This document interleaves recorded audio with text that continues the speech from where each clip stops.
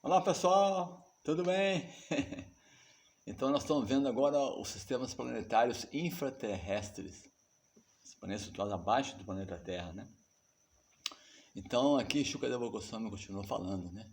Meu querido rei, no céu de imitação, no céu de imitação, é um planeta celestial, mas não é os superiores e inferiores.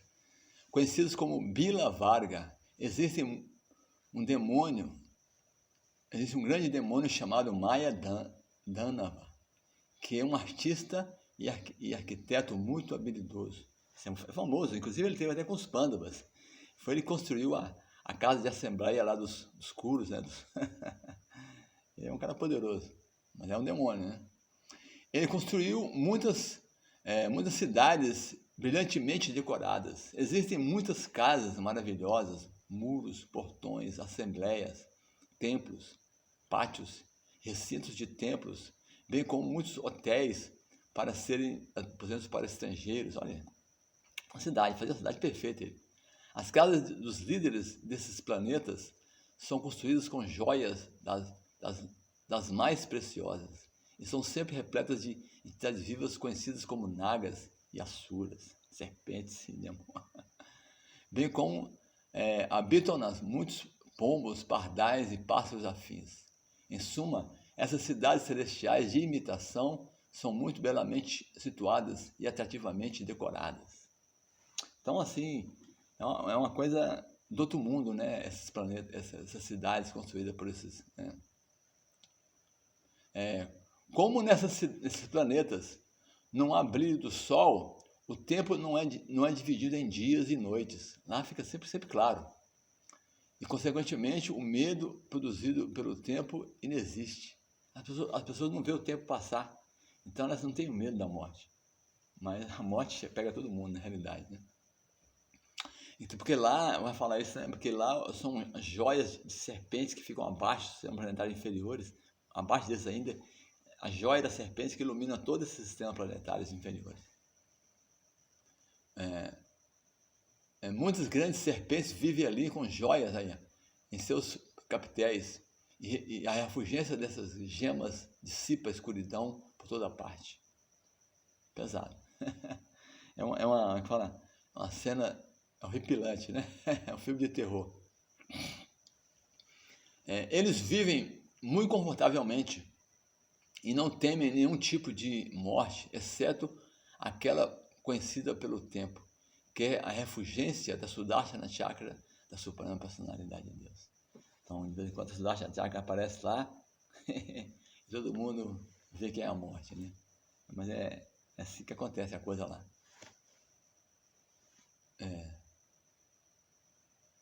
Aqui. Meu querido rei, começando com a Tala, então, são divisões, né? A Tala, abaixo da terra tem a Tala, Sutala, Vitala, Tala, Vitala, Sutala. Começando com a Tala, passarei então a descrever cada um desses sistemas planetários inferiores. Em Atala existe um demônio, o filho de Maya Danava, chamado Bala, que criou 96 espécies de poderes místicos. Olha só, poder místico. Alguns pretensos yogis e swamis aproveitam desses poderes místicos para enganar as pessoas até hoje. Os poderes místicos que esses enganadores sabem foram tirados desses caras aí. Mediante esse simples bocejo do demônio Bala, eles criam 3 classes de mulheres, conhecidas como Swarini, Kamini e Punschali. São mulheres assim, bem libertinas, né? Tem uns que vivem trocando de homem, outros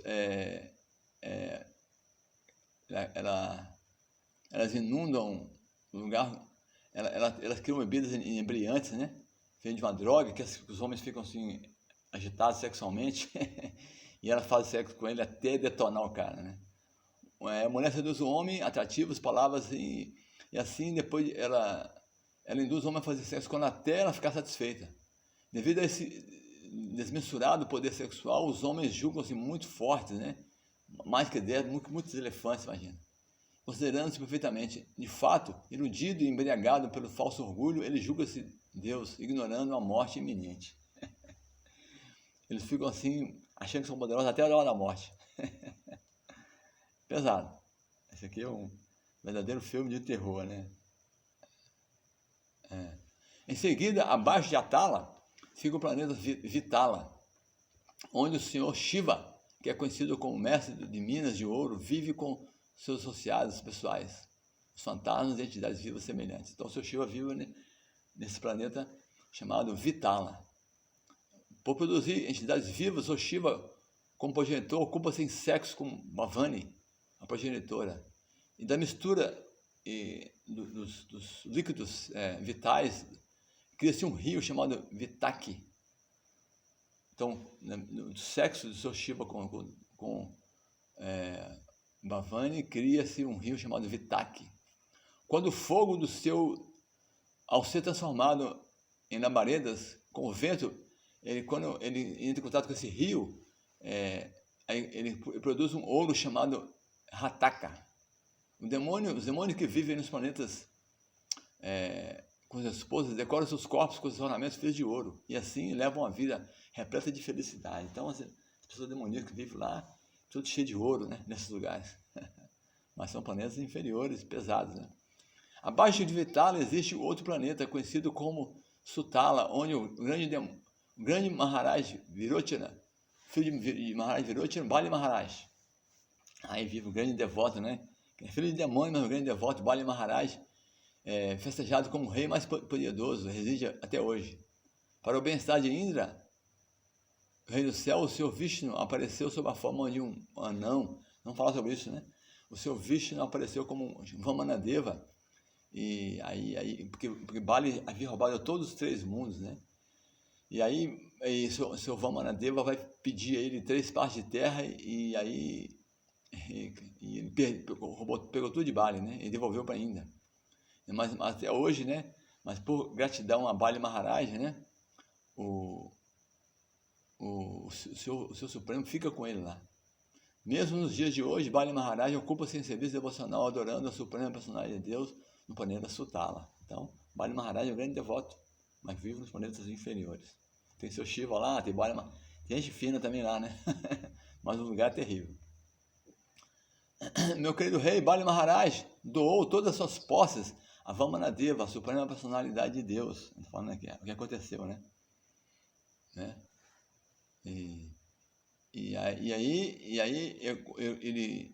Mas nem por isso deve-se concluir que ele alcançou grande opulência material.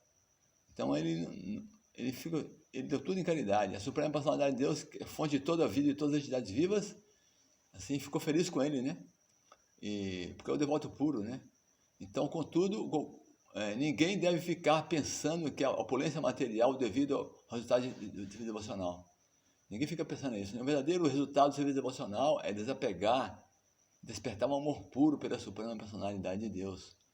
E esse amor continua em qualquer circunstância.